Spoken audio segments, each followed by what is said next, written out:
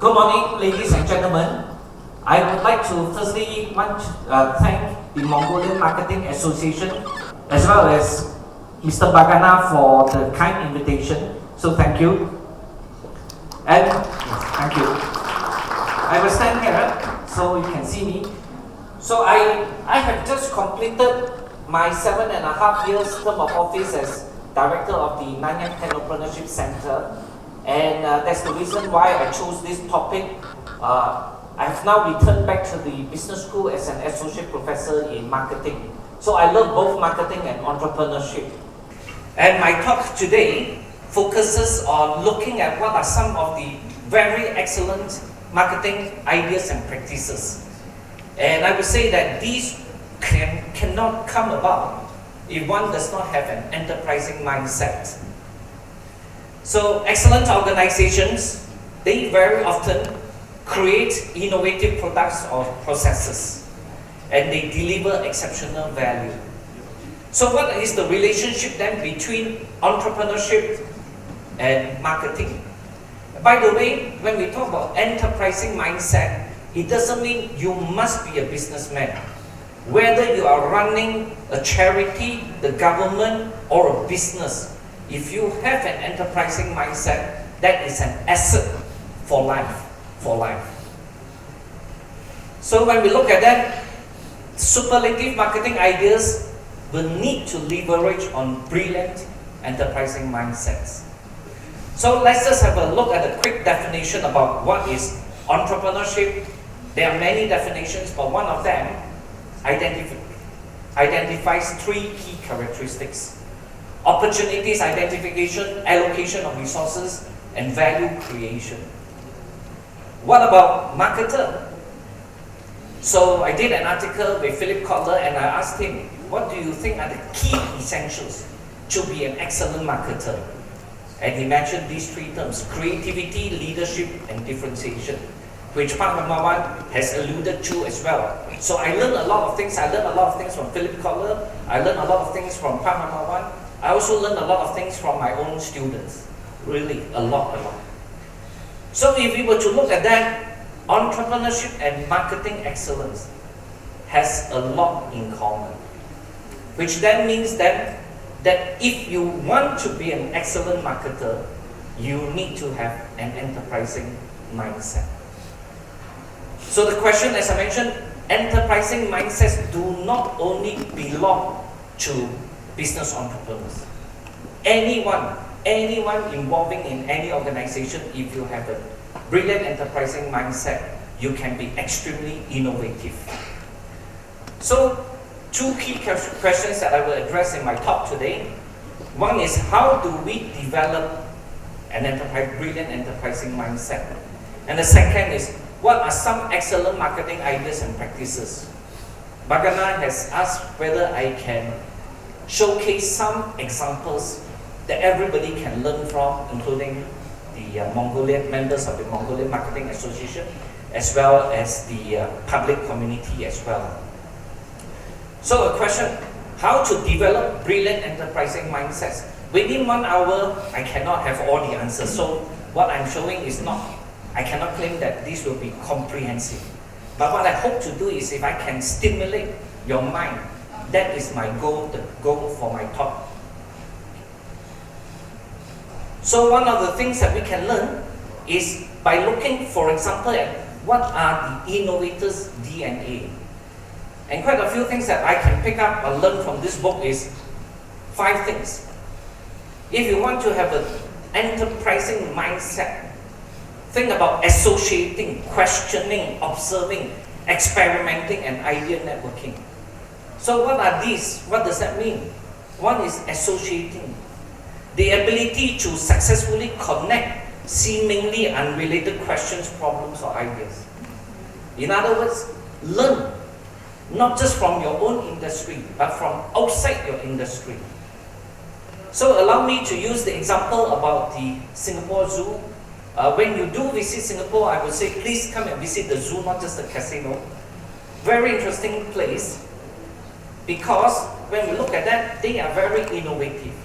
They start what is the world's first night zoo, the night safari. And actually, if you ask me, I would say visiting the zoo during the night time is better than during the daytime, because most animals sleep during the day.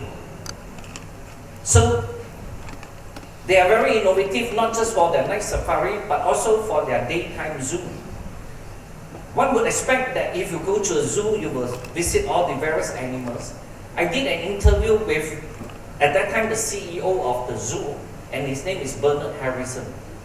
And Bernard told me, he came up with a crazy idea. He proposed to the board. He was almost sacked for coming up with such a crazy idea. And what was the idea? He said, I want to build a playground in the zoo. What some of the board members say, we are in the animal business, we are in the monkey business, but not that kind of monkeys. Building a playground in the zoo? Yeah, he did that. Wow! The most successful part of the zoo is actually the playground, not the animals. The animals are important, but the most successful is the playground. And where did he get this idea from? None other than from McDonald's. He said, why is McDonald's so successful?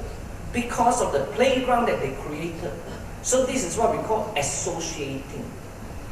Connecting seemingly unrelated areas. So very successful. Next, to develop an enterprising mindset, always question, always ask. And where did I learn this from? None other than Philip Kotler. You know one of the secrets of Philip Kotler's success, he's 87 years old today, he will keep asking you questions. When I first met him, I thought I would be asking him a lot of questions, but it's the other way around. So there was when he was celebrating his 75 years birthday, we together with Hermawan and his son and his daughter-in-law, we celebrated that with him in Kellogg. Another way, observing. From observations, we can learn a lot. We can stimulate our brain, stimulate our mind. Casinos. Some casinos, after observing, they find that, wow, a lot of the gamblers are very superstitious. So the clever casinos, they build side entrances, small side entrances. Because some gamblers tell them, if I go through the main entrance, for sure I will lose money. I like to go by the side. Not only go by the side, they don't walk straight in. Sometimes they walk in like a crab. You know, like left to right, right to left to go in. Another way, experimenting, prototyping, testing out various things. And here I use the example of this company, Rent the Runway. Rent the Runway is fully aware that, for example, for a lady, the biggest nightmare is to wear a dress when somebody can remember that you wore the dress before, especially in an important occasion. So their business is an online service that provides designer dress rentals. Highly successful. The company attracted a lot of investment capital, market cap. Not only that, they were voted one of the 10 most innovative companies. Last but not least, idea networking. In other words, test out when you have ideas. Test it out. Test it out with people from diverse backgrounds, from diverse perspectives. So here, if I may mention this company which my daughter happens to be working for, Bima. I found out Bima is a Bangladeshi word for insurance. So Bima is a micro insurance company. And what do they see as their purpose? Creating a world where everyone can access. So they actually sell insurance to low-income people. Maybe they may pay premiums 1 cent, 2 cents, very little, but that at least ensures that the family has some savings, and when there's a disaster, at least they have some financial help. And guess what? Just by doing so, this company, every month it sells 500,000 insurance policies. And after 6 years of operation, today it has sold 30 million insurance policies. So the innovator's DNA, developing enterprising mindsets, not just through the 5, you've got to have other things as well. So it's not just a function of the mind, but also a function of behavior. So if you may allow me to use my university as an example, hope I'm not boasting too much, quite proud of the university. So what we do is that we run a Masters of Science in Technopreneurship. And to run this program, what we feel is very important, sure, the curriculum is very important. But enterprising mindset is not just a function of knowledge. It's a function of behavior. It's a function of learning from various inside and outside the classroom. So that's why in terms of our model, what we do is that we provide an ecosystem. So it's not just an institution, but an ecosystem. And so, example, we invited this lady, this was a couple of years back. She was the one, she learned from Daiso, and she started Singapore's first low-cost retail chain. Very successful. But what killed her business was when SARS came, the illness. When SARS hit Singapore, nobody dares go out of their home. And for such a business, you rely on volume, you will die. Guess what? Today, she is very successful. She's very successful talking about her failures. Especially in a country like Singapore or in Asia, where people dare not talk about their failures. But by talking about her failures, now she's invited to speak in many places and writing books on that. So, developing an enterprising mindset. Okay. And another area to look at is entrepreneurial strategies. Entrepreneurs are always short of resources. But do not let that kill you. Resource utilization. Borrow resources. The world is your oyster. So if I may relate Singapore as an example to this, and another entrepreneurial strategy is to seize opportunities. So allow me to use Singapore as an example. Okay. So what we do is that we always try to, or the government always try to identify opportunities. Opportunities that match your resources. So these are the mainstream activities, but new areas will also identify and which the country has gone into. So one is the field of biomedical sciences. So do something that relates to your strength. Okay. Another area is water. Why? Because Singapore does not have enough water, so for many years we have to learn how to purify water. So that is another area, and the last another area is interactive and digital media. So if you realize all these three areas don't require a lot of land, which Singapore doesn't have a lot of land, don't require a lot of people because Singapore doesn't have a lot of people. So do things that relate to your strengths. And so because of that, a lot of money is poured into these three key areas. And here I like to bring in the concept of the sustainability loop. So what the concept means is that you must continually transform, change and transform. Because of what Hermawan just now mentioned about VUCA, the world is always changing. So we must always change, must always go through the sustainability loop by transforming. And if you'd like to read more about it, it's from this book called Crisis and Renewal by David Hurst. Okay. So I use Singapore as an example. It has done quite well today, but used to be a very, very poor country, very, very poor, small country. By the way, if you visit me at my university, I would say congratulations, you would have seen the whole country because you would land in Changi Airport. And from east to west is only 50 kilometers, 50. North to south is only 25 kilometers. So definitely there's no domestic airline.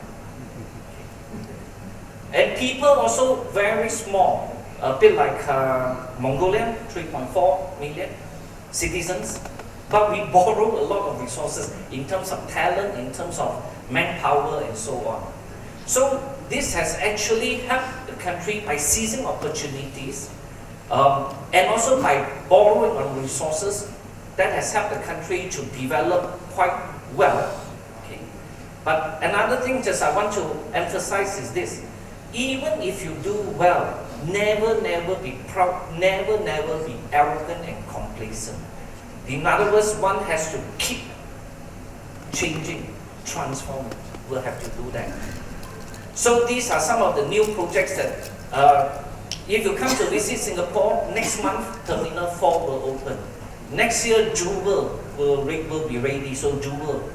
And then, coming 2020, the country is planning now to build the 5th terminal.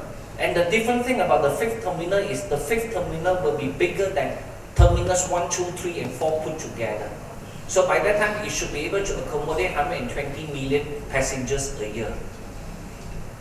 So keep changing. I won't have time to cover all this, but I just wanted to mention is that the Committee on the Future Economy has completed its report and identified new areas to go through. So what is interesting is this, according to our founding Prime Minister, government is not just administration. Government is entrepreneurship. Which means then that if you are involved in any organization, whether business or non-business, see it as, you are running it as if you are an entrepreneur or intrapreneur. Okay. So the next strategy is option generation. Always have what we call various options available. So having a look at how to develop enterprising mindsets, then I would like to move on to, but what are some excellent marketing ideas and practices that we can learn? So for this part of the talk, I've broken into these 3 areas. Why the need, as what Hermawan say, I learned a lot from him. What are some of these? How do we develop them? And last but not least, knowing that this is an audience of marketers, I'm going to make one statement which can be quite dangerous. And my statement is the 4 P's of marketing are fundamentally flawed. So we will look at why I would say so.